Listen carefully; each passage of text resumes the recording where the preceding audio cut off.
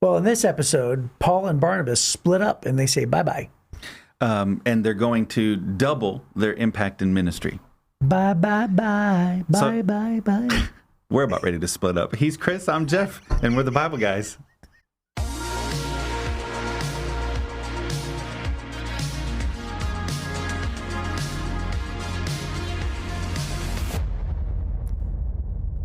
So, Chris, we had a little bit of a controversy last week. Was it last week or the week last before? week, yep.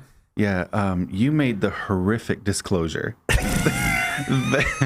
which quite honestly, we're still shocked by, that you actually like candy corn. Yeah, I like it, yeah. That is, I mean, anyways, Steve, one of our listeners, he left a message on Facebook and said, candy corn with a bunch of exclamation points. Chris, please, just know, my inner child just died. So, Steve, I agree with you. This is a horrific disclosure. Yes. But Cheryl, in all fairness, Cheryl said, I always have candy corn during the month of October. So it's kind of split a little bit. Yeah, a little bit between Steve and Cheryl it is. Yeah. Well, I mean, we only got 2 messages on this. I had a lot of people talk about it in the hallway and stuff, just shocked by your candy corn disclosure. But That's really funny. So let's do this. Let's remember when we did kind of the draft and we drafted our favorite fast food, or Yes. we talked about cities we want to travel to, Yes. whatever. So let's do a draft on our top. How many did you want to draft? 5. Top 5 candies for this season. So we have to do rock, paper, scissors. See who gets the first draft. Okay. We're gonna do rock, paper, scissors. Ready? 1, 2, 3, shoot. Oh, so dadgummit. for those of you who want to know, he went paper, I went scissors. Got him. So I get the draft first? Yes, go ahead. The single greatest common candy. So we're doing common candy? Is that We're what we're doing doing? any candy. Like normal kind of candy? You The said candy. The single greatest candy is Reese's. Reese's peanut butter cups. Wow. Yeah. Okay, that's your first. Yes. I draft Snicker bars. Ooh, that's my really close second. Okay, so I'm Reese's, you're Snickers. Kit Kat, it would be number 3. Yeah. I'm going to Kit Kats. draft. I'm going to go a little off chart here because my very favorite besides Snickers is Payday. Payday. Oh yeah, Paydays are good. Paydays. Yeah, yeah. Yep. I think you should be required to have candy corn on there because you're already on the record. No, No? I said I liked it. I didn't say Okay, it was well, my top 5. I know, but that's what caused this. Okay, so I have Reese's. You have Snickers. I have Kit Kit Kats. Kats. You have Paydays. Yep. Okay. Number 3 for me would be I love Jelly Belly jelly beans. Wow. Love them. Okay. Yes. I'm going to draft Nerd Ropes. Nerd ropes. Yeah. Yeah. Have you had those little Nerd Bite ones? They're kind of like Nerd ropes, only Okay. Yeah. Okay, that's good. I'm going to go back to the chocolate thing because, Jesus loves chocolate. I love Hershey's with almonds. That's not in the Bible. Hershey's with almonds. I'm pretty sure it is. I'll find it. Hershey's with almonds. Okay. Hershey's with almonds. Ugh. Mm-hmm. Ugh. It's so good. Oh, I could never eat a Hershey bar with almonds. Good. They're all for me. Couldn't do it. I'm going to go with Twix. Oh, man. So I should have done Twix. I love Twix because I dig through the bag. You know, when you have like the big Halloween candy bag? Yeah. I dig through and look for Twix. Why wouldn't I have picked Twix? Yeah. Now, which one do you like? Do you like the left or the right Twix? I like both of them. Okay. Question mark? Yeah, well, because, in the packaging, they have packages. You can just buy a whole package of right-sided Twixes or a whole package of left-sided Twixes. You didn't know that? No. You're not very committed to Twix then, let me just tell you. Okay, and so here's my last one. This is my last draft. Yep. Okay, so in Europe, Cadbury has, so here in the U.S., it would be called Dairy Milk. Uh-huh. And I love the Dairy Milk candy bars with macadamia nuts in them. Oh, wow. Yeah. Okay. And I'm going to go with Twizzlers. Twizzlers. Okay. No, you can have Twizzlers. Yeah, I love Twizzlers. no, okay. During movies, for years and years and years, I would actually get Twizzlers going to a movie. Yeah. I like to get, can I get a bonus one? Nope. Oh, What were you going to say? What did you miss out on, Jeff? peanut M&Ms. Yeah. Yeah. I had that on my list too. Oh, man, I totally blew it. Yeah. Yeah. Okay. But I chose Twizzlers instead of that. All right. Well, hey, that was good. If you have the munchies now, we don't blame you. Right. Stop on the way to work and grab Right. some. Hey, I bet you somebody will. Yeah. Somebody will be like, I have to have a Snickers. You're right. And then they'll be like, oh, those guys. If it weren't for those kids. Okay. So if you remember yesterday, we were having this conversation. There was a Pharisee guy he was a legalist. Then there's the other side. And you made this comment, we don't want to be, legalist because legalism kills. Right. And so does liberalism. Liberalism kills. So we don't want to be legalists. We don't want to be liberals. We want to be biblicists. What does the Bible say? And what is the experience that we have in the Holy Spirit that is the proof of the fact that the Bible is true, right? Change lives, really, is what that is. That's what we're all about. We're biblicists. And this is what they really established. So James, if you remember yesterday, James kind of buttoned it up. Paul and Barnabas and Peter and all these apostles, they're having this debate. But then James, he was the leader of the church in Jerusalem. He says, okay, here's my decision. And they write this really great letter, and they send it to the churches in Galatia, which are up in the modern-day Turkey today. Which, by the way, we had a couple different people say, I wish you put maps up. So we'll have it edited, and we'll put in a little map from the back of the Discovery, or the Life Application Study Bible, that shows the different tours of Paul and Barnabas. But if you have a paper Bible, You mean right now we're going to do it? yeah, they'll put it up in the thing right now. Oh, Right. Are we going to talk about it? Right there. Right.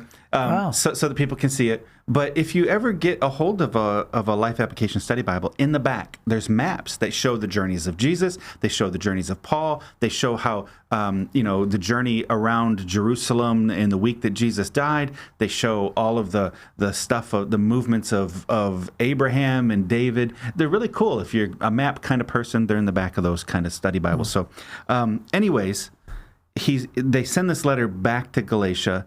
And then Paul and Barnabas, they split up, but Paul decides he's going to go back to that same region now, and that's what's happening here. So, Okay. we're going to pick up in chapter 15, verse 36.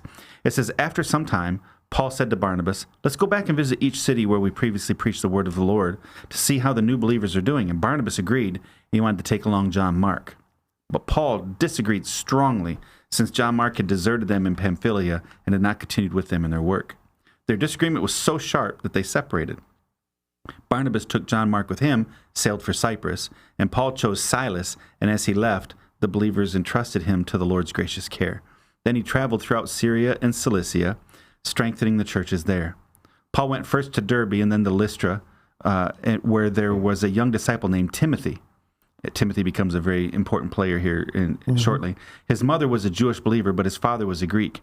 Timothy was well thought of by the believers in Lystra and Iconium, so Paul wanted him to join them on their journey. In deference to the Jews of the area, he arranged for Timothy to be circumcised before they left, for everyone knew that his father was a Greek. Then they went from town to town, instructing the believers to follow the decisions made by the apostles and elders in Jerusalem. So the churches were strengthened in their faith and grew larger every day. Next, Paul and Silas traveled through the area of Phrygia and Galatia because the Holy Spirit had prevented them from preaching the word in the province of Asia at that time. Then, coming to the borders of Mysia, they headed north for the province of Bithynia. All of this is in Turkey, basically, right? So you're talking county after county after county, really, is what they're doing. So instead, they went through Mysia to the seaport of Troas. That night, Paul had a vision. A man from Macedonia in northern Greece was standing there pleading with him, come over to Macedonia and help us. So we decided to leave for Macedonia at once, having concluded that God was calling us to preach the good news there.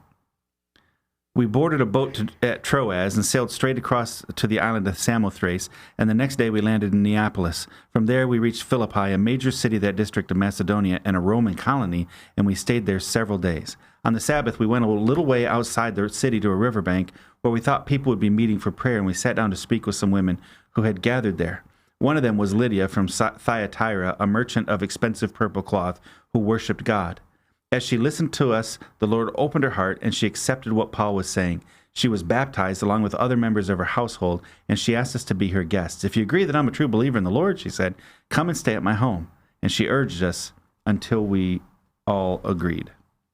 So this is interesting. This is the first time, leaving, because have you ever been in what's now Istanbul?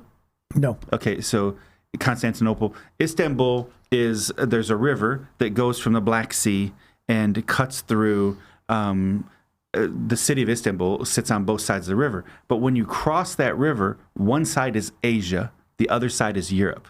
So Chad Asman, he's our executive pastor at Heritage Church. he and I had like a 12-hour, 13-hour layover in Istanbul. So we took an Uber and we ran downtown. We went and saw the Hagia Sophia and the Blue Mosque and all those things. But we walked across the bridge. And so at one point, there's a line there. So you have 1 foot in Asia and 1 foot in Europe. And so there's a lower portion of the bridge, an upper portion of the bridge. And all these guys are fishing off the top of the bridge. I'll just say it's a goofy story. There's all these restaurants in the lower part. So we're walking along there, but I see all these fishing lines. So I kept reaching out, just grabbing the fishing line like that. Then these guys you hear all the yelling up above, and they get all excited, thinking, there was a fish on the line. And it was just me walking all the way down the thing, pulling the thing. So that's the line. That's the line between Asia and Europe. So up to this point, all of the gospel had been held on the Asia side. Can I just pause and say how terrible that is? I don't know, man. I'm not a good person. That's really funny. But this is the beginning now. When they leave and they go over to, he talks about Troas, and then from Troas up into Samothrace, and then they go into Macedonia. Once they make it into Macedonia, that's the first time the gospel gets into Europe, right there. What we would consider modern day Europe, or in the continent of Europe. And Lydia looks like she's maybe one of the very first converts in Europe. So it's kind of cool. Yeah, it is very cool. Yeah. And one of the things that I'm noticing here, there's a pattern just in that small portion that we read. So they go to one place, and then there's a young man who stands out that's really well accepted among the believers, and his name is Timothy. And then they go to another place, and then there is a woman who stands out. Her name is Lydia. Yeah. And it's so interesting how God brings people in your life, and you just said a moment ago that Timothy's going to become a major player. Well, obviously at this point they don't know that. Right. But because they encourage him to get circumcised, that means that... Which is kind of surprising. Right, it is surprising. Right after Galatians, right? What's Paul doing? Yeah. Right. So we can have a mental assent and still kind of cave in a little bit to public opinion every once in a while. But you know what? The reasons aren't listed. No. So it could be that maybe... the reason is, he said, it's just to avoid conflict. That's what he said. He said, so they went ahead and did it just to avoid any conflict. Yeah. So anyway... He made a choice to... He made a choice to submit to popular culture for the purpose of effectiveness. Okay, if this is the reason why you're not going to hear us talk, all right, we'll just do it. Right. And there's a little bit of nobility in that he's already said it means nothing anymore. But we'll do it so we can avoid having any other reason why you won't listen to the gospel. Right. It's like you know what that reminds me of? I have a good friend who was the chaplain of the Detroit Lions for 35 years. Right. You know who this is? Yes. Right. And so I believe by his own testimony, he's the losingest chaplain in the history of the NFL. In the history of the NFL. Yeah. So anyway, what ends up happening was buddy. when John Kitten is on the Lions, because it's a non-paying position. People don't know that. Right. It's a non-paying position, right. and there's dozens of hours per week that are required to even be a part of this. Well, anyway, so one time John Kitten is like, "So you don't get paid? You've been doing this for 30 years?" So he went around the locker room and he literally took his baseball cap. Did I ever tell you this? Yeah. And he actually said, "Hey, we're going to pass the hat. You guys throw in some money. We're going to get this chaplain a gift." So they did. They all threw in some money, and they ended up buying him a Yukon Denali. Wow. A brand new Yukon Denali. Yeah. So it was just, this $50,000 gift from, by the way, just from passing the hat. Right. That's if you cool. pass the hat between me and you get like $40. Right. You're barely going to pay for lunch. Right. So anyway, they end up giving him this. Well, anyway, here's what Dave did. I said his name, Dave Wilson. Mm-hmm. So here's what Dave did. Well, you said his first name, then you just went and offered his last name. Well, everybody knows. Okay, whatever. Everybody knows. Yeah, he's happy. He's happy that everybody knows. Yes. So anyway, here's what he did. So it's exactly what you just said. So Timothy says, "Hey, I'm going to do this just to avoid controversy." Mm-hmm. He got a license plate, and he made sure that on this license plate it says "Gift to us." Mm-hmm. Yeah. Right? Because he wanted everybody to know. Right. He didn't want it to be a stumbling block. Right, because a lot of pastors, they drive fancy cars, and they get accused of like taking money or embezzling money or get paid too much or abusing money. Well, Dave's like, this is too nice. He's like, this is literally too nice. Yeah. And so he goes out of his way to get this license plate. And I said, dude, why do you have this license plate? Because I want everybody to know, right? I don't want it to be a stumbling block to anybody. Yeah. And really, that's what it reminded me of. It reminded me of Timothy. Well, how many times have we done this? Working with a tribe out in Kenya, they have a very strong opinion about shorts on men. Boys wear shorts, men don't wear shorts. Wow. So if you're going to go into a village and share the gospel and you're wearing, it's hot. We're out in the middle of it's basically the Rift Valley, the northern Rift Valley. It's like a desert. Yeah. 105, 115 degrees every day. I remember the first time they told me you have to wear pants. I said, I'm sorry, excuse me? Yeah, hello. Right. So for us, there's no law in the Bible. As long as we're modest, there's no law in the Bible about, wearing shorts or whatever. But for them, their culture, they can't see past the shorts. Okay. Well, then we get there and find out these guys wear skirts. Remember? Right. Remember, they just they wrap a robe around themselves. So, right. But for some reason, shorts weren't allowed. Yeah, no shorts. But the boys wear shorts, but not the men. So we're standing there wearing long pants, which was totally acceptable. That's okay. Right. So this is kind of that deal. Now, for Timothy, it was kind of a permanent decision. That's a pretty big deal. And it was a surgical procedure versus just changing your pants. But the idea being, I don't want anything to get between me and my effectiveness in ministry. So this was not a concession for the purpose of changing his doctrine in order to be able to go to heaven. This was a concession so that he could be more effective in sharing the gospel, right? So he was willing to put away his freedoms for the benefit of others. Instead of what the Judaizers were trying to do was get people to convert theologically to their opinion, and then you could become a Christian. And that is not what Timothy was doing here. Timothy was just making a strategic decision that was purely for effectiveness in ministry. Yeah. Right. Yeah. It's just like, you're going to get your master's degree, not necessarily because it's going to teach you anything if you know a lot. Not necessarily because you can get paid more at the church. Right. It's just because some people won't listen to you unless you have a doctorate or a master's, whatever. Yeah. So there's a lot of things happening like that in culture. But the bottom line is I believe that Timothy's motives here were just like what you said, right. That he wants to be effective and nothing is a stumbling block. But isn't it a surprise here that before the Timothy moment, Paul and Barnabas get in such a disagreement that they split up? Yeah, listen, let me finish my thought. Let me finish my thought about Lydia and Timothy sure. real quick, and then let's talk about the split. I thought you were done with that. You just keep talking. We went off about Timothy's circumcision. No, I'm just complaining. No, I was just going to say that God brings people in our lives. Mm-hmm. And so God will raise up. And even though that Paul didn't know that Timothy was going to be a major player, obviously he saw something in him because he went on the journey with him to set him up for effective ministry. And so I just think that whenever God places people in your lives, just know that this here is a reminder that you never know how important they may end up being. And you never know who's going to stick with you. You never know who's going to be really important in your life. And so God will bring people in your lives all the time. Just recognize them as potential people that God actually brought in. Yeah. So and I think it's kind of cool here because Barnabas takes John Mark, who's still a young leader, and Paul immediately picks up Timothy, who's a young leader. Both these guys now, they're doubling their potential impact. Silas. He picked up Silas. Well, he picks up Silas, but then he picks up Timothy. In chapter 16, he says, we want you to come with us. Right? So I think that's really interesting. There's also another thing, just a subtle thing. You'll notice now the writer is talking about us and we. Prior to this, none of that has happened. But from here on, so the writer is Luke. And apparently in this season, Luke joins the team. So he has been writing about what has happened historically. Now he's writing about us and we from this point on, which is kind of neat, right? So, and from this point on, all the way till the end for Paul, Luke stays with Paul almost the whole time.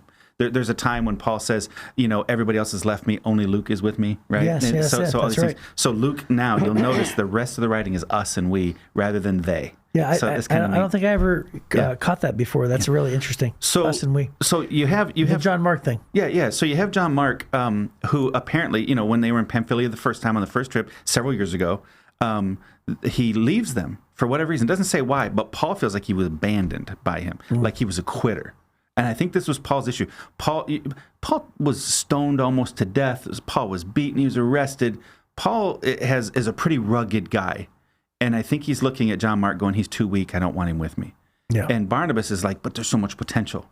And so they split. And that's okay, right? Sometimes differences actually can magnify the impact of the kingdom as long as both people are choosing, or both sides of the differences are choosing to move forward and push forward for God's kingdom rather than letting it ruin them in ministry. Neither one of these guys quit ministry. Later on, we find out, John Mark winds up becoming the author of the book of Mark. he winds up eventually, he's the founder of the church in Egypt, which the Coptic church today still traces their 2,000 years back to Mark, right? So the impact that Mark had later in his life, probably because of this impact of Barnabas in his life, was huge. And so we can't minimize it, but hey, that's what happens. Sometimes good guys have differing opinions, and God can make good things happen out of bad. Yeah, and by the way, it's also not wrong of Paul to say, I don't want him with me, too. Yeah. Because it just could be that was God's plan all along. But more importantly, sometimes it's okay for people just not to get along. Yeah. Like, there's nothing wrong with saying, like, hey, he seems like a good guy or a good person or a good girl. We're just probably not meant to be together or hang around. Right. Right. And Barnabas's name meant son of encouragement. Right. So Barnabas's ministry seems to be grabbing these young men, developing them. Well, that's what he did for Paul. That's what he did for Paul. That's where I was going. And then Paul goes and changes the northern Mediterranean world. And Mark eventually goes down and changes North Africa. Yeah. So Barnabas's ministry is different from Paul's ministry. Right. Paul was looking at going, this punk has the potential of slowing me down again. And I don't have time to slow down. Matter of fact, he has this Macedonian vision. He's got to go. He's going to go further and take a greater risk. And Barnabas is like, yeah, but there's a lot of potential in this Mark guy. And so I think that's why. Also, John Mark was Barnabas's nephew. Right. So there's kind of the family thing. It's like Michael Scott and his nephew with nepotism. Episode. Yeah. There's another great lesson there too, because even today, what we say is, Ephesians says, to some he gave apostles, to some he gave the gift of prophecy, evangelists, pastors, and teachers. So Barnabas is a typical pastor-gifted person. Yes. Where pastoral meaning the gift that cares, the gift that nurtures, the gift that counsels, the gift, right? So that's Barnabas. And Paul is rightfully called an apostle. Right. Because what does the apostle do? He's a missionary, He's a missionary. He's a leader. He blazes through. Right. Which is exactly what you're talking about. He's blazing the trail. Right. And so, there's a reason why he's like, hey, I don't have time for this. I'm getting, attempted murder, and I'm getting shipwrecked and abandoned and kicked out and imprisoned. Right. And so Paul is just, his whole job assignment is to go from city to city, bringing the good news to the Gentiles, facing opposition, risking his life. And Barnabas's ministry is needed also, isn't it? Yeah. Barnabas's ministry is obviously very effective. Yep. Right. So in other words, just because you're not like somebody else in the church, it doesn't mean that your gift is not important. Right. So there's a great lesson there. Yeah. And then Silas is pretty rugged. We see this over the next couple chapters. Timothy had a great reputation, right? So as opposed to John Mark had a poor reputation, Timothy had a great reputation. Paul didn't have time to take a chance on potential. He was pushing forward, blazing a trail, and that's okay. So just understand that different ministries exist for different reasons, and it's not that there's a right ministry and a wrong ministry. Sometimes they have different functions, and that's okay. Yeah. Right? So maybe you're a Barnabas where you're supposed to be encouraging the next generation. That's fine. You should do that. Leverage that gift in you, and God will honor it and make great things happen because of it. Maybe you're that trailblazer, that evangelist out there. Use that. The point is, they didn't get discouraged in this disagreement and start trash talking each other and typing in all caps online and trying to ruin each other's reputation. They just amicably split, and God magnified their ministries because of it. Well, there's a lot of lessons in that passage that we read, and that's a great place to end because we're out of time. But we will see you next time on the Bible Guys.